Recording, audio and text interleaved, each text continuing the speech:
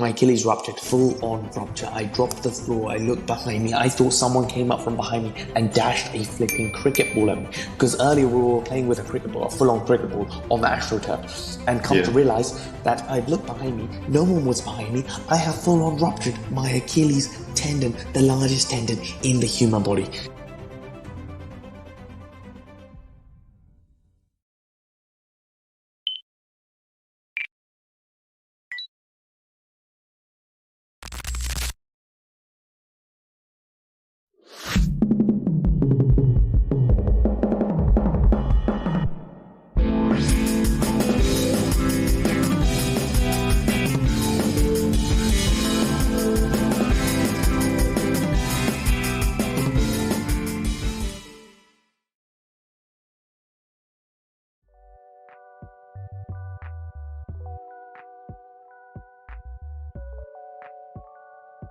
How are you doing, Vihash? I'm doing amazing. Do you know why I'm doing amazing? I'm doing amazing because the topic we're going to be talking about today, it keeps me awake, ironically. Is it really? The topic we're doing today is about sleep. Now, in the past week, myself and Joseph, we've been listening to a book by Matthew Walker called Why We Sleep. And we listened to it on Audible, and I think it was a really good book. It helped me so much. And well, let me just give a little intro, if you don't mind. Just a little intro to this topic. I think as students, we neglect sleep all the time. We fail to understand how vital sleep is to the functioning of our body. And this book by Matthew Walker, Why We Sleep, he helps us to realize the significance of sleep, why we need it, and helped me to value my sleep 10 times more. Actually, you know what? Not 10 times more, 100 times more. He himself stated that sleep is a fundamental aspect of our biology that we can't afford to ignore. And yet, almost 99% of students out there, we ignore it from time to time, which really impacts both our, well, like he said, biological functions, and it can affect how much we learn the following day and probably even weeks after as well.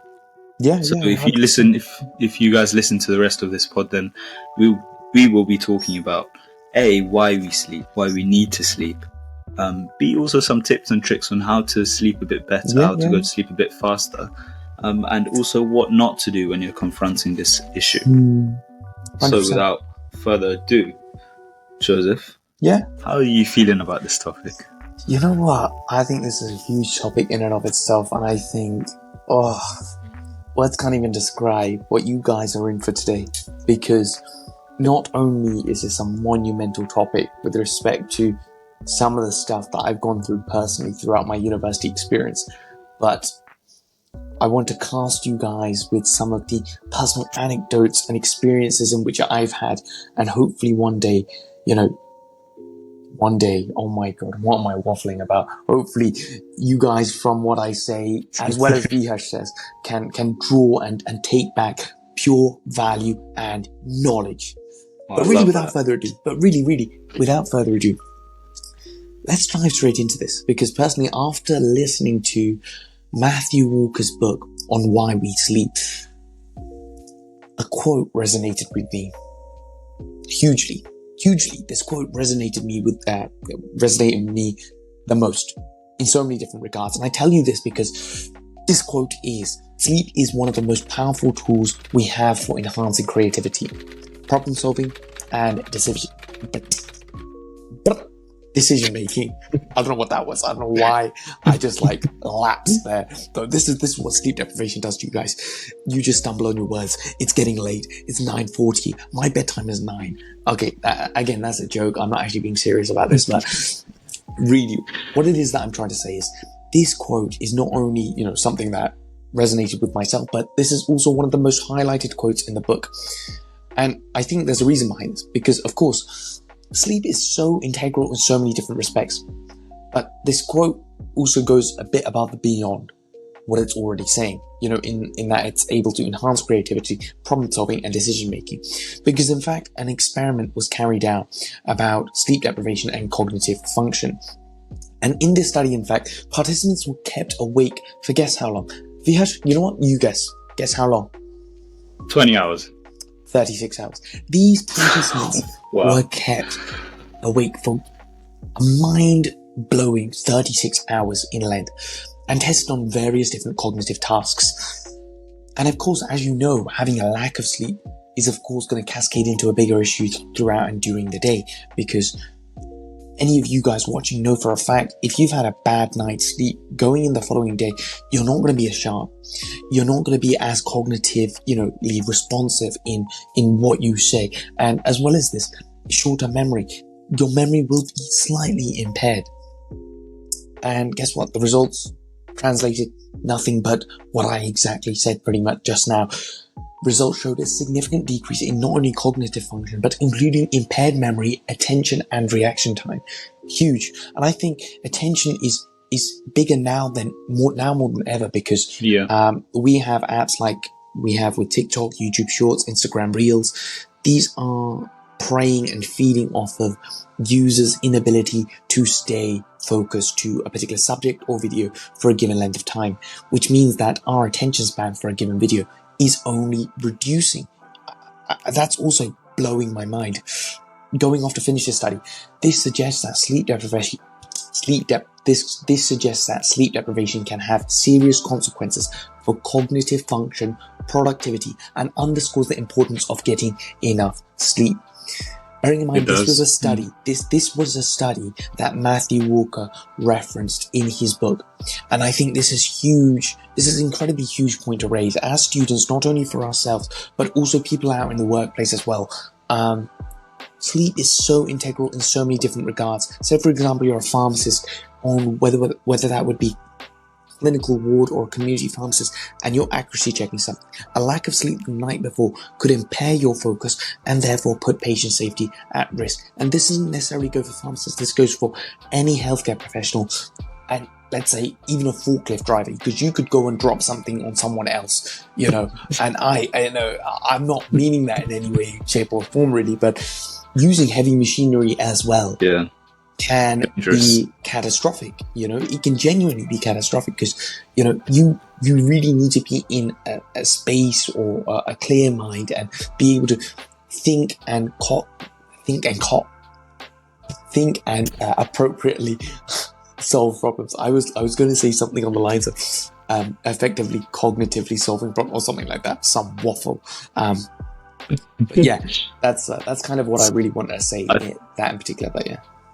I'm glad you've actually said that and you've expanded on that quote. Yeah, you've expanded on that quote amazingly, actually, because that quote is really powerful.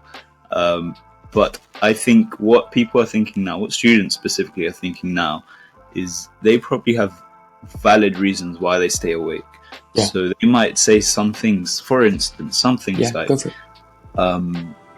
I have too much work, or there's too much, I don't know, extracurricular stuff, homework, revision work to be doing. I have a test tomorrow, I need to cram for that test. All valid reasons, all understandable reasons that are prevalent in many different ways. But the issue with trading this value of study for the value of sleep can be a really detrimental impact to your life. It can impact, like you said, your performance the following day. So if you do have an exam the following day and you cram the night before, just expect the worst the next day. That's all I can say. But it's an understandable, very understandable, as I said before, reason as to why you might neglect sleep. In fact, 2/3 of adults in developed countries do the exact same thing and fail to reach 8 hours of sleep, which is recommended by the WHO. And this marker of 8 hours of sleep, people just say it with almost, but they say it without understanding the reason why they need to get 8 hours of sleep, the reason why they need to get a good 8 hours of sleep. Because you can get a really bad 8 hours sleep and still be like, oh, I hit 8 hours sleep, so why am I not awake today? Because you don't realize, we'll go into all of this in a lot more detail, but you don't realize what actually goes on while you're sleeping. Yeah. And another, I think you touched on this as well, social media. I mean, it's taken like students by storm, scrolling till 1 a.m., 2 a.m. mindlessly, on social media. It's so addictive nowadays, and as you can only go so far as to blame yourself. You can't just be like, oh, I'll just watch one more and then go to sleep, because it's not as easy as that. They're designed to hook you on. The system is designed to make you not switch off the phone, which is really unfortunate thing nowadays, and is a reason why students in particular are losing sleep over this. Yeah. 100%, without a doubt. And I think this actually perfectly goes on to what I've just been envisioning in my mind: revenge bedtime procrastination. Because the aspect of using social media at night, in and of itself, I think it's a given. People are going to do that sort of thing. And I think personally, I have done that sort of thing. This week, I haven't done it as much because I've had a lot of 9 a.m. lectures, which I've needed to attend. But last week, in fact, I haven't had as much of a workload to deal with. So I've kind of taken advantage of that opportunity and ended up actually, following through with this phenomenon of what's known as revenge bedtime procrastination, where people ultimately end up staying up later at night in order to control their time and make up for any missed time throughout the day, essentially trying to reclaim the me time. And this is a huge phenomenon. And I think, it's not necessarily resurfacing right now, for example, but this is something which was discovered a while back, and something which was published by Frontiers in Psychology back in 2014. This is such a huge thing, because not only are platforms so addictive nowadays, I think it's just become such a norm that people just brush the idea off. Oh yeah, social media. But I genuinely think that there is a bigger problem at hand, and it needs to be tackled, because this is not only, as students, personally as a uni student, I would say I have been a victim to social media and mindlessly scrolling away. And I can put my hands up and just say that. Viaj, let me ask you this. Have you ever been in a position where you have been in front of YouTube Shorts, for example, and you have just been mindlessly just scrolling away for hours on end? Has that happened? It has happened, but thankfully not at a time where I need to be sleeping. Okay, that's good. That's good. Yeah. Yeah, that's great. Yeah, like I was saying before, you can't really blame yourself, Joseph, can you? It's designed that way. But I think there is a point where you need to tell yourself, okay, exactly, this thing is not going to get any better. It's not going to improve me. It might give me 2 minutes, 3 minutes worth of pleasure, but in the long term, tomorrow, do I want to ace that test? Yes or no? If you know the answer to that question, then you know the answer to this question. 100%. Should you switch your phone off? So in fact, a director of behavioral health from CRMP called Nancy DeAngelis, if I'm saying that right, had this amazing quote which still sticks with me. And it was, social media platforms drive surges of dopamine to the brain to keep consumers coming back over and over again. All the shares, all the likes, all the comments on these platforms trigger the brain's reward center, resulting in a similar high to the one people feel when gambling or using drugs. First of all, the comparison to using drugs and gambling, it just goes to show how serious this problem is, and how the addictive nature of social media, and how that can really impact our sleep. If you're constantly being driven by all of these likes, all these comments, all these shares and whatnot, you're less likely to sleep. Your brain is going to be more active at a time where it shouldn't be active. It should be resting. And which is why I think, guys, if you're watching this video late at night right now, switch it off. You can watch it tomorrow, and then you can go to sleep. But I think this is the only time I'm going to say it. And you know what? Matthew Walker said it in his book as well. So I'm going to re-echo that message. If you're watching any videos at night, switch it off, go to sleep, watch it the following day. It's the best piece of advice I think that can be given. 100%, without a doubt. And let me ask you this, Priyesh. Like you previously said, we kind of already touched on social media.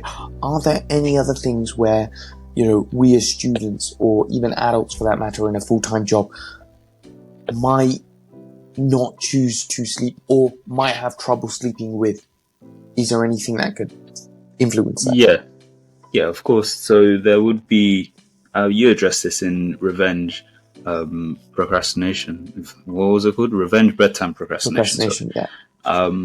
where people feel like they need a bit of me time at the end of the day, and they're not able to achieve this during the day. So at the end, they might, I don't know, binge watch something for an hour or so, thinking that they're reclaiming their personal time, which they haven't had time for before. But this is counterintuitive because this is going to impact your sleep in a great big way that you won't realize at the time you're watching whatever it is you're watching or doing whatever it is you're doing. So binge watching stuff, wanting to have more personal time, all, I guess they're valid to an extent, but they're not valid enough for you to be substituting that for a lack of sleep. And yeah. Perfect. But let's talk about why we should not neglect sleep, the reason why it's so important, the reason why we keep telling you guys don't reject sleep, it's vital. Well, the book Why We Sleep by Matthew Walker did say that a study was carried out by scientists where they looked at airplane cabin crew members who frequently fly on long hauls and therefore have little chance to recover. And when they studied them, they realized that the learning and the memory parts of their brain had physically shrunk, which suggests that certain parts of their brains cells were destroyed completely due to that biological stress of the lack of sleep. And obviously this meant that things like the short-term memory was severely impaired. And other studies go hand in hand with this one, and they show that those typically with a lack of sleep, so i.e. doctors, like you said before, pharmacists, nurses, and pilots, cabin crew members even, they are at a higher risk of developing things like cancer and type 2 diabetes. And I don't know about you, but I'd rather not have... I don't know about you, but I'd much rather not have. Obviously, no one wants these diseases. So these are just some of the more drastic impacts of the lack of sleep, and the more obvious ones might be leading to a lower energy level the following days, plural. How that can have a long-term impact on your organ systems as well, how they function, and they also can prevent growth for teens, for younger people especially, because as we'll unpack later on, during your sleep, that's when your body's most at work in terms of growth and repair, because you have all these growth hormones that are being released at that time when you're asleep. So less sleep correlates to less growth and repair, so it can have huge impacts on those aspects of your life. It also does not help with memory retention whatsoever. So I know when I was actually studying French, there was a lot to remember. So that night when I was studying French, cramming, I could not go to sleep for like the next hour because my brain activity felt really high at that time, because I was just going over everything I had just learned. Even if I was trying to shut it all out, I wasn't able to because of how much I'd crammed beforehand. So it does not help with memory retention whatsoever. And it also, again, a bit more on the drastic side, can lead to the use of sleeping pills, the dependency on sleeping drugs, and also caffeinated substances, which will look as to why they're not the best solution when it comes to trying to catch up or trying to stay awake. But Joseph, you're a final MPharm student, so I feel like you're more of an expert in this area than I am. Could you just explain to us why sleeping pills might not be the best solution, or even on the flip side, why they might be a better solution? Sure. I think firstly, sleeping pills, I think, is a huge umbrella term in and of itself, because we are considering both over-the-counter medication, which you can buy from pharmacies, which is conventionally known as what's known as P-line medication. This is what's known as your diphenhydramines, your first-generation sedating antihistamine drugs antagonizing the H1 receptor, in which has, sedating properties. On the flip side, you have what's known as prescription-only medication, and that would be classified as your melatonin or your Z drugs, hypnotics, your Zopiclone.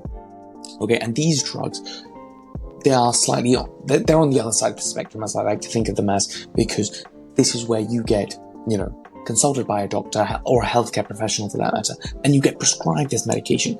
And of course, first and foremost, if you guys are struggling with your sleep, and this is something that you really want for it to get looked at, I highly recommend for you to see a healthcare professional. Anything in which I say as a final year MPharm student, this is just knowledge in which I've gathered through my degree. But as someone who has taken this over-the-counter medication, I have not taken, I just want to say first and foremost, melatonin or any of the Z drugs. I have taken, however, over-the-counter medication, diphenhydramine, and it comes at two different strengths, 25 milligram and 15 milligram strength tablet. And the reason why in which I took this tablet was, in fact, during exam season. I in fact put myself in a trap. I thought, well, I did not think, I ended up falling in a trap of what's known as toxic productivity, of where I thought, doing an all-night study session would help me, in a better case of being more productive to get more notes done, and in the long term, help me successfully, do wonderfully in my exam. Now, although I did do well in my exams, I did come out with a 77% overall in my third year. Doing this, I highly recommend against, because not only did this affect my sleeping pattern and cause like an irregularity, I resorted to medication, over-the-counter medication, to help solve this issue. And this is where I kind of feel I was at fault personally, was number one, I felt I should have taken more of an approach on non-pharmacological strategies. Now, although despite taking this medication, the experience behind taking it, number one, it affected my quality of sleep. I did not feel as, let's say, sharp as I usually would do with a perfect 8 hours of sleep. Taking this medication, I felt there was a slight hindrance in that respect. And personally, I would not be taking that again. I would be taking more of an approach with respect to non-pharmacological strategies. And these strategies are like what's known as CBT, so cognitive behavioral therapy.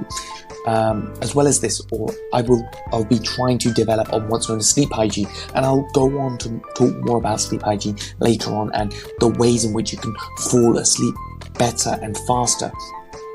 Diet and nutrition. My diet during exam season was atrocious. I tell you why. I was eating cheeseburgers from McDonald's, Monopoly. I don't know if Monopoly was on during that time, but I'm pretty sure I was eating cheeseburgers and wrap of the days at $1.99, something which I recommend against, and I felt as though it was, in a way, to a degree, contributing towards my lack and inefficiency to sleep well. As well as this, I think my bad habit of snacking, and I did so till quite late, and it wasn't really like small snacks. It would be like the odd burger here and there, for example. This is not healthy. This is not anything I recommend, and this is really the first time I ever did anything like this. So something again which I recommend against is snacking a lot, like having literally a meal before going to bed, in fact. And on the flip side, for example, I would recommend, if say you are going to bed soon, I would say have your meal at least 3 to 4 hours before you go to bed. Allow yourself time to digest, take in that food, and go to bed in your own time, really. And as well as this, I think carrying out strategies like even reducing the room temperature to a cooler temperature, leaving the window open, for example. But in summary, going back to what I've just said about sleeping pills, if you guys do struggle with sleep, and that's something you really do want, if that's something, you do want for it to get looked at, I highly recommend you guys seeing a healthcare professional and not resorting to pharmacological intervention as your first line treatment, because pharmacological intervention should never be the first line of treatment. I like to think, as a pharmacy student, anything that I do and any advice that I provide, non-pharmacological treatment, anything away from medication would be the first line of approach. Anything that you could do outside of that naturally, whether that would be amending your setting, improving your sleep hygiene, cognitive behavioral therapy, probably the most evidence-based strategies to help you sleep better and more effectively over taking a pill all day, every day.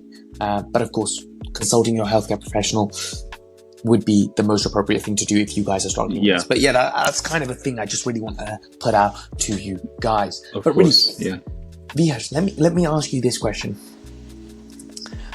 Have you ever been in a situation where you have had to deal with toxic productivity, or you have been in a position of, revising for long hours in length? I just kind of want to ask.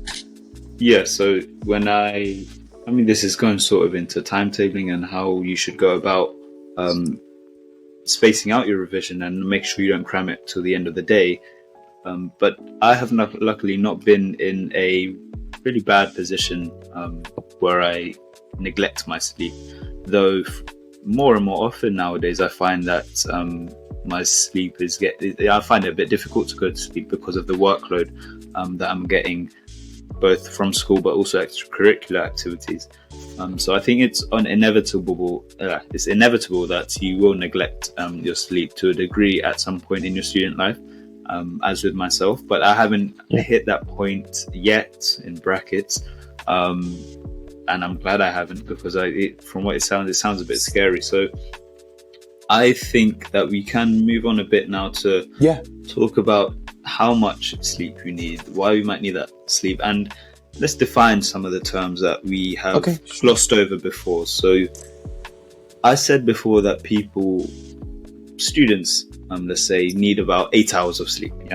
8 hours is the recommended, but in truth, this varies from person to person. You've got two types of people. You've got night owls, who generally make up 15% of the population, and you've got morning people, who make up a slightly higher 45% of the population. Are you a night owl or are you a morning person, Joseph? Damn, let me tell you one thing straight up. I am, for a fact, not a morning owl. I am a night owl through and through. But once upon a time, I felt like I was a morning owl. And this was when I was young, like when I was like 10. Yeah, I could wake up and I would feel fine.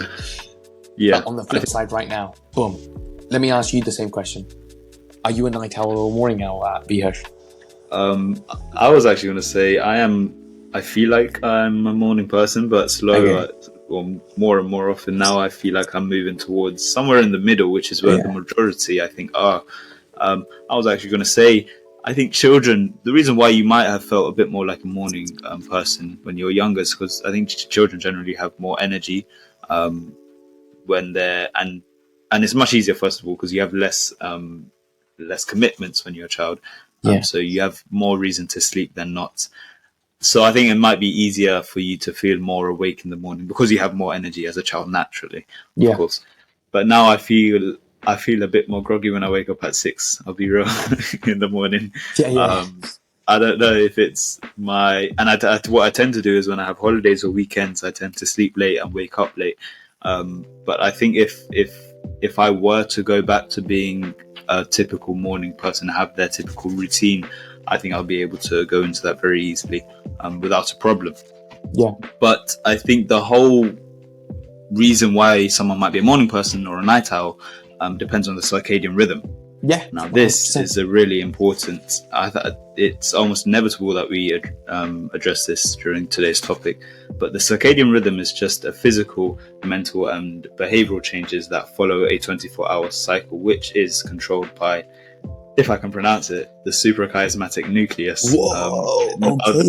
Big word. Out of the book. When I first heard this from Why We Sleep by Matthew Walker, I was completely mind boggled because I didn't know what he was talking about. But he explained it in a really nice way. He explained why this circadian rhythm controls our sleep, the cycles of sleep, REM, non-REM. So, Joseph, could you give us a bit of a definition as to what a REM and non-REM is? Just quickly, before I just jump into that, there is something I did want to say about mammalian circadian rhythms. As you said, the suprachiasmatic nucleus, I think, wow, big word right there. 24-hour body clock. Wow.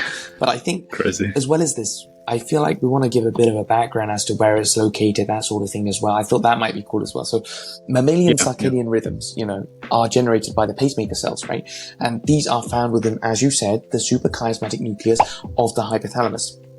Right now, you guys are probably thinking, what are pacemaker cells?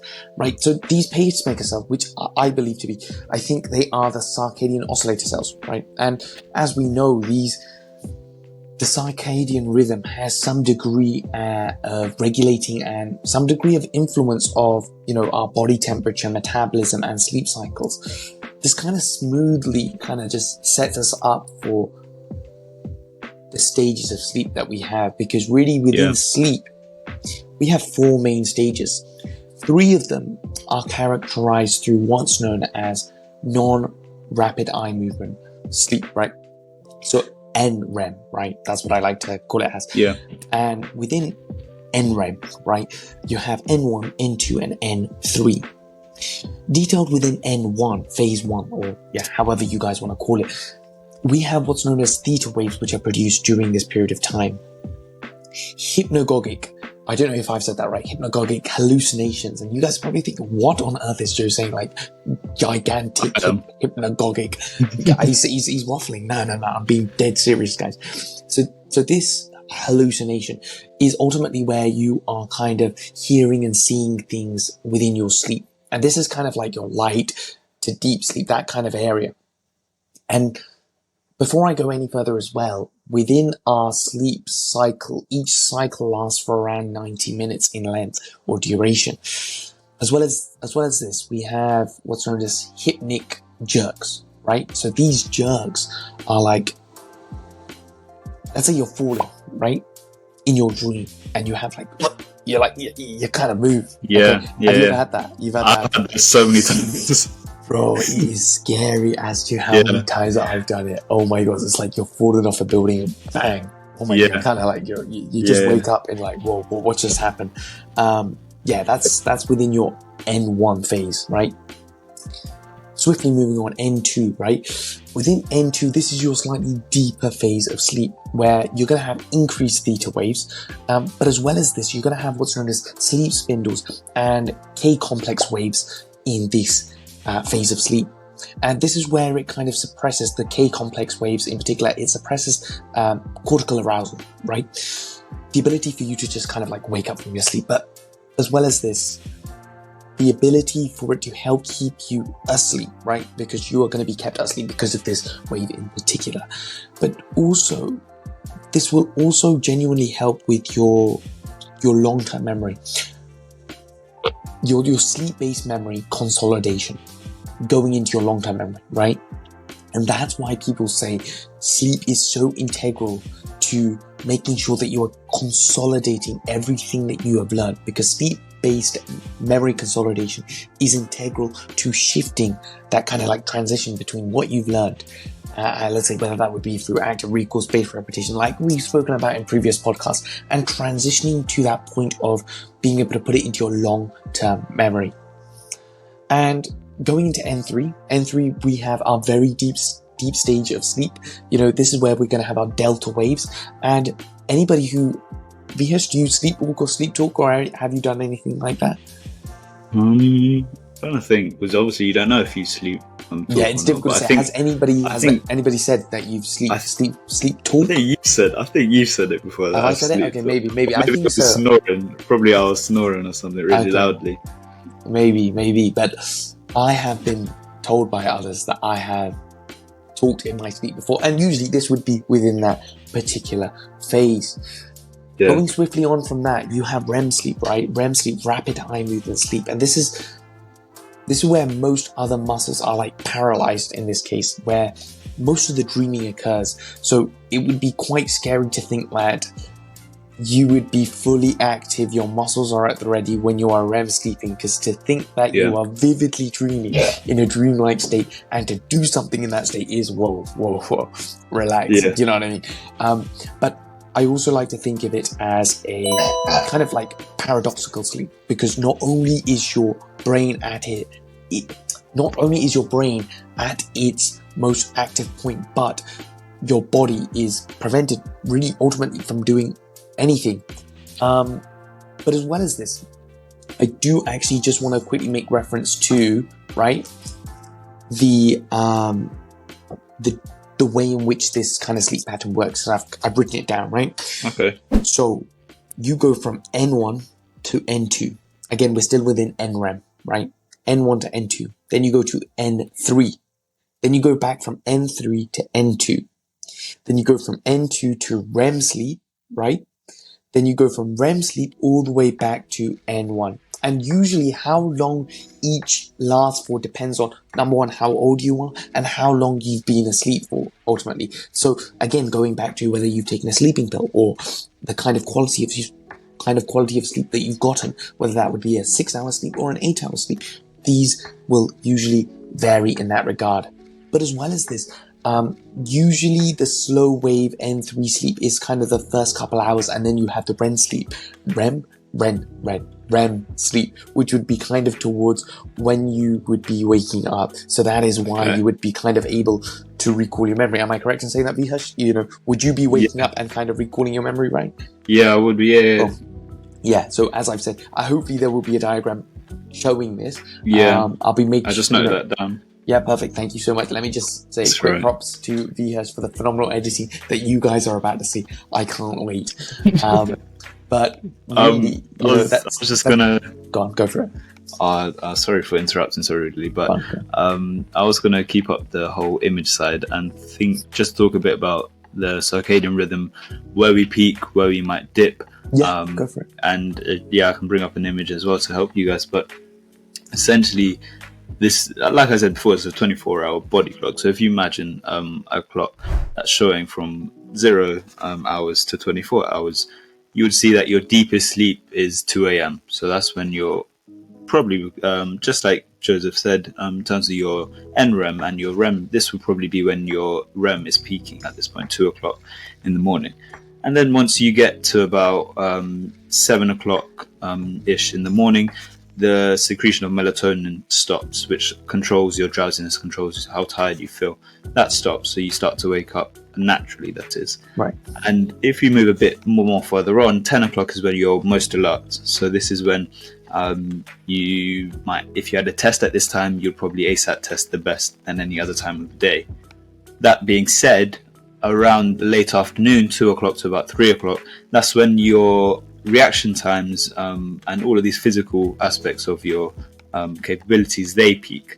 So you'd have the fastest reaction time, you'd have the best coordination, the best muscle strength. So if you want to go gym around 3 o'clock, that would be the best time to do it, biologically speaking, of course. And then if we go right down into the evening, that's when you start feeling a bit tired. You might want some of that personal time because your melatonin secretion starts around 9 o'clock. This is the body's way of saying, start sleeping, start getting ready for bed. As soon as your melatonin secretion starts, you want to start getting ready to sleep. And if you guys can aim for a bedtime around 10 to 11, and wake up about 6 to 7, that way you're ensuring you get the best quality sleep, the best quantity sleep, and therefore you're essentially supercharging your alertness and all of these skills that you need for the following day. So that was just a quick rundown of the circadian rhythm. Phenomenal. So what the one thing I actually wanted to say is the cycle I just described, this is not applicable to each and every person. Remember we said there's morning people and you have night owls. For yourself, Joseph, I'd expect that peak of alertness and the peak of muscle coordination to be a bit later on in the day because you're a night owl. For me, for instance, it might match that cycle I just said, but it's really dependent on what kind of person you are and how you go about living your life. Yeah, 100%, without a doubt. I think you've just perfectly, again, as I've previously said in other podcasts, you have hit the nail perfectly using the hammer, metaphorically speaking. But really, without further ado, swiftly moving on to how we fall asleep, the best way to fall asleep and stay awake? Question mark? Yeah. Visual, kind of like, ooh. Okay, cool. As I previously said, guys, sleep hygiene. Is this something that I previously referenced to? Non-pharmacologically speaking, the best way to prepare for bedtime. And I think you guys and everyone, whether that would be with respect to students or even adults this is applicable to, I think everybody should have a well-kept bedtime routine.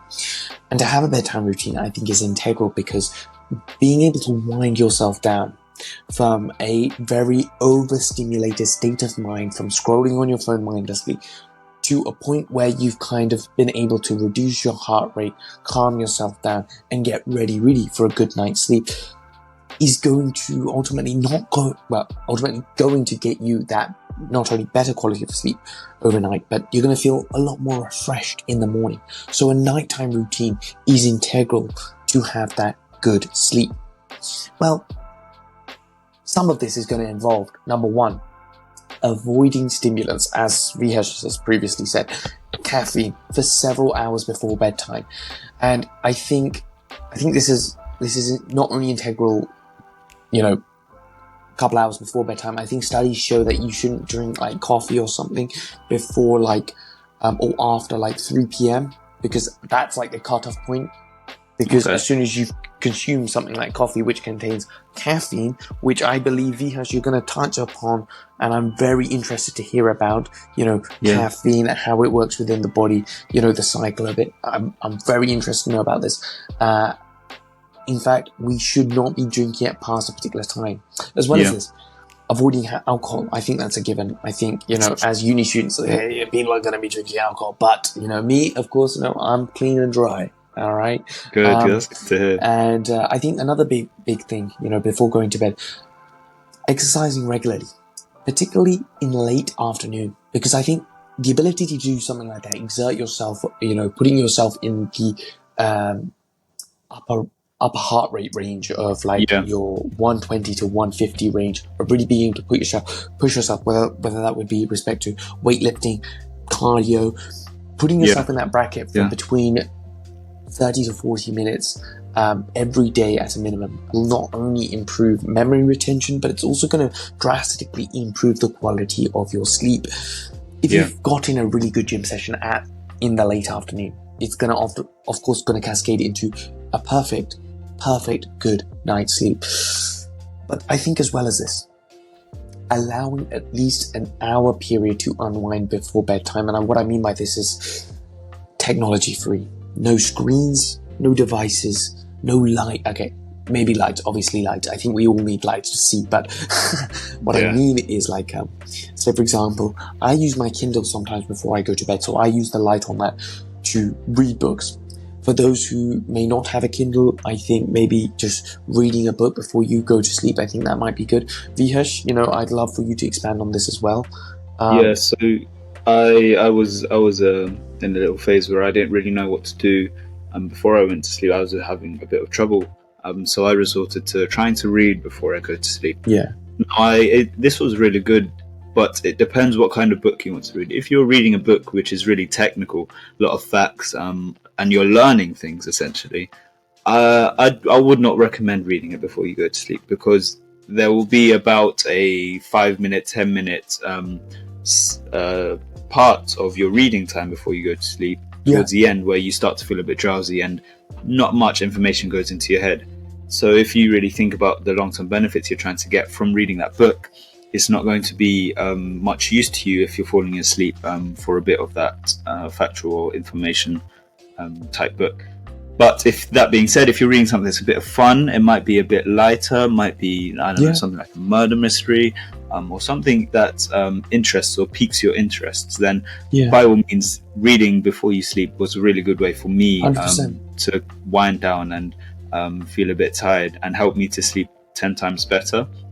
I think your point about lighting is a really big one. If you have a bright white light in your face for a couple hours before you go to sleep, a couple hours just before you go to sleep, then it's going to stimulate your brain more, and you're going to find it harder to sleep, which is why these nowadays computers, laptops, phones have the night light setting on, which if you're not using it by now, I highly recommend you use it. It yellows the light, dampens the amount of energy you feel when you use such laptops or such devices. So I highly recommend you take into account what kind of lighting you have before you go to sleep, because that will help you get into the mood and fall asleep quicker. Perfect. Yeah, I think you've perfectly hit the nail on the hammer. Hit the nail on the hammer. Hit the hammer on the nail. What am I saying? Okay, perfectly. Before we swiftly move on, there are some things I do want to kind of wrap up with saying with respect to sleep hygiene, and that's with respect to keeping the environment, of course, quiet, dark, comfortable, cool, reduce the temperature, because of course it's going to be difficult to sleep in a hot environment. And typically we sleep better. Evidence has shown we sleep better at a cooler room temperature. And therefore, setting the scene, allowing for you to wind down using these techniques can be huge. And this is something which I highly recommend anybody does before resorting to any pharmacological intervention. Non-pharmacological, always cognitive behavioral therapy, sleep hygiene, diet and nutrition, being able to coordinate all these factors effectively will allow for a better and more effective quality of sleep. But really, my question to you, Vihash, is what is a caffeine crush? I've heard of it before, but what is it? Okay. One thing I'll say is, before you go to sleep, do not drink coffee. Any caffeinated substance, do not drink it, do not touch it. The reason why is because this leads to what's known as a caffeine crash, which is when energy levels fall after caffeine is removed. Now, essentially what caffeine does is it blocks the receptors which receive adenosine, which is just a chemical or substance that tells your body to go to sleep. So as this caffeine is building up, it blocks the receptors more, and as a result, adenosine builds up as well. And what happens is, after the body removes all the caffeine that it's taken in, the adenosine rushes back into the receptors, and you suddenly get hit by this truck of tiredness, of sleepiness, and you feel suddenly drowsiness. I've experienced this firsthand a couple of days ago when I was trying to keep awake because I had a late night concert, and as a result, I had a bit of coffee beforehand. I think it must have been about 1 or 2 o'clock in the afternoon, and the concert was about 7 or 8. Not in the morning, don't worry. Yeah, I was about to say, oh my God. And what happened at the time, about a couple hours afterwards, because the caffeine had built up and was blocking my receptors, I had felt awake. I was ready for the concert to play, to be in the concert then and there. But a couple hours after, say about 5 or 6, my energy levels fell drastically. My friends could tell that I was tired. They were telling me to do star jumps, push-ups, whatnot, and I could go to sleep. I didn't feel like being in the concert, and it wasn't a good feeling. Luckily, when I went into to perform, I was awake at that time. I felt a bit better, so I was able to perform well. Fingers crossed. And it was not a good experience. So based off of experience, I'm trying to tell you guys, do not try to drink coffee a couple hours before you sleep. Like Joseph said, the cutoff time is late afternoon. Was it 1 o'clock you said? I think it was between 2 or 3 o'clock. I can't remember exactly. 2 or 3 o'clock, my bad. It was around that time. Yeah. So the cutoff time is somewhere between there. If you can drink, if you want it in the morning, that's perfectly fine. But late evening into the night, do not recommend, because the following day it is not going to be good based off experience. So try not to do it. Is the best piece of advice I can give in that scenario. Is there anything 100%. Else you wanted to say? Because I know you're a coffee user, Joseph. Have you had any experiences? Bad experiences? Coffee abuser.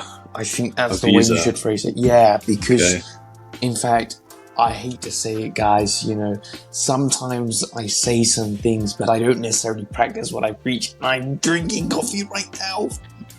It's getting late. I'm trying to refocus myself. But let me tell you something, guys. I think I am a big fan of coffee. I love coffee. The taste of it just satisfies me, just to put it like that.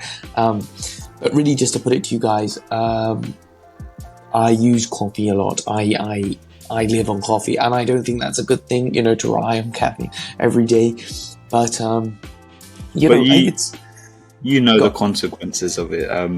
So you're aware that tomorrow you're going to feel absolutely tired, but luckily it's a Saturday, so you'll be fine. You already know how it is. I feel like, you just read my mind through and through. So technically, guys, I've kind of put myself in a strategic position where I am able to happily drink my cup of coffee, no matter the time, and still, live without any consequences. But let me just tell you guys something, drinking a coffee at this time is detrimental to your health, and I do not recommend it. Again, that's a bit of waffle. I just thought I'd throw it in there anyways. But, all right, moving on. Or not moving on.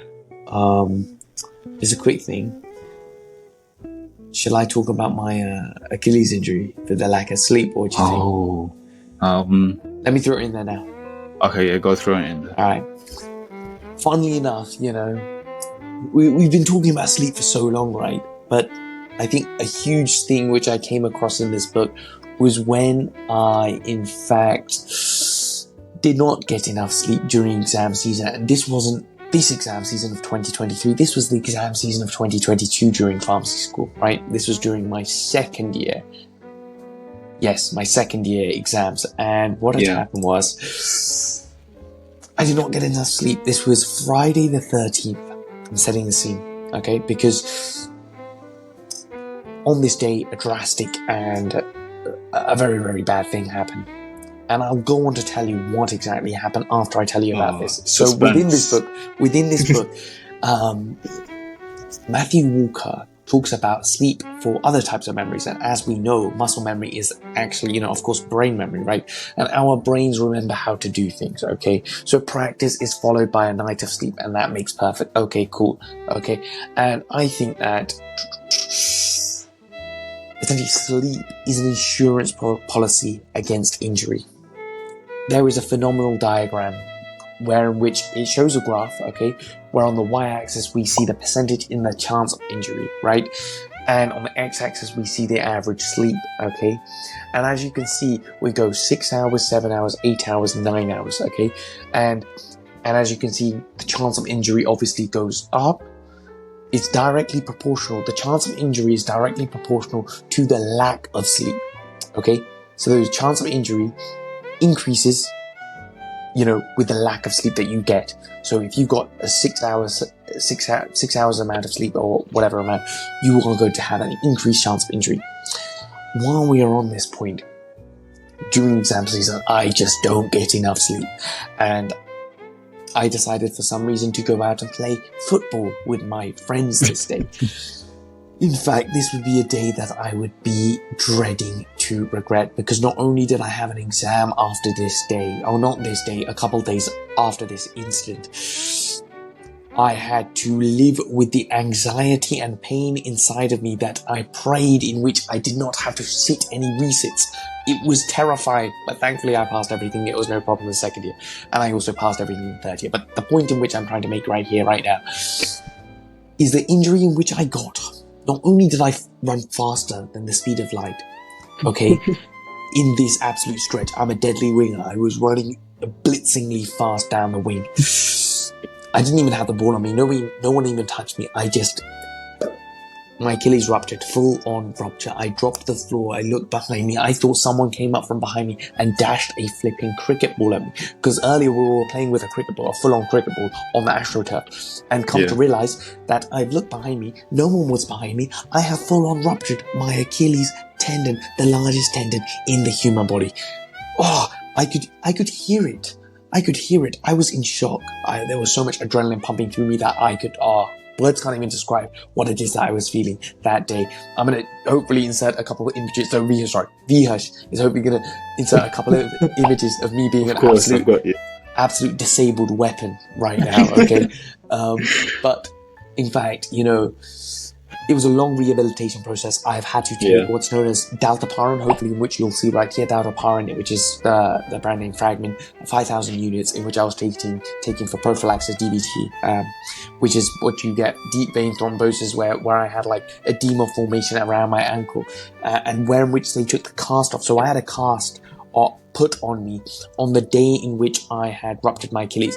After being seen, I got seen by the doctors when I went into A&E on Friday the 13th of May, 2022. I believe 8 hours or something ridiculous like that. I was seen at 6 a.m., 7 a.m. in the morning. I was thinking, oh my gosh, it was crazy. It was wild. I had shoulder crutches. I was not doing good that day at all.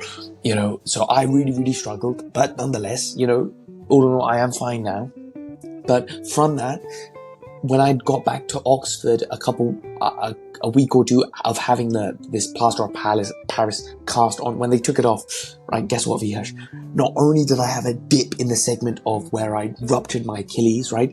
It looked incredibly fragile, but I could see slight edema formation And Okay. that would be what's known as like tissue fluid accumulation around the ankle because of the lack of movement. Essentially putting me at risk of what's known as DVT, stasis of blood, ultimately. And, blood would coagulate in that area. It's what's known as Virchow's triad, in which, would cause what's known as blood coagulation, DVT, etc., etc.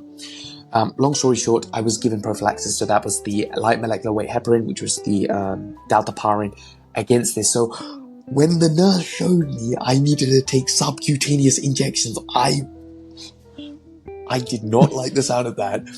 She said I needed to self-administer this every morning. Oh my mouth dropped. I was in awe. I was astonished.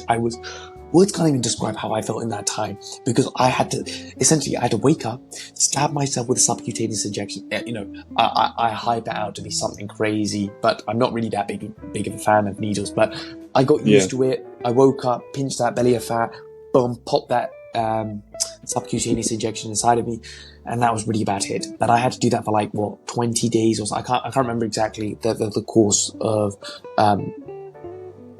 therapy I had to follow exactly, but I had a sharp spin. So after disposing of it, I had to do everything within proper technique. They showed me everything, and as a student going through something like this, it was good to see that I was technically also learning from this experience, although I was living through it. It was good to kind of reflect upon it in that stance. But going back to it, I've kind of detailed all this injury, all this sort of thing.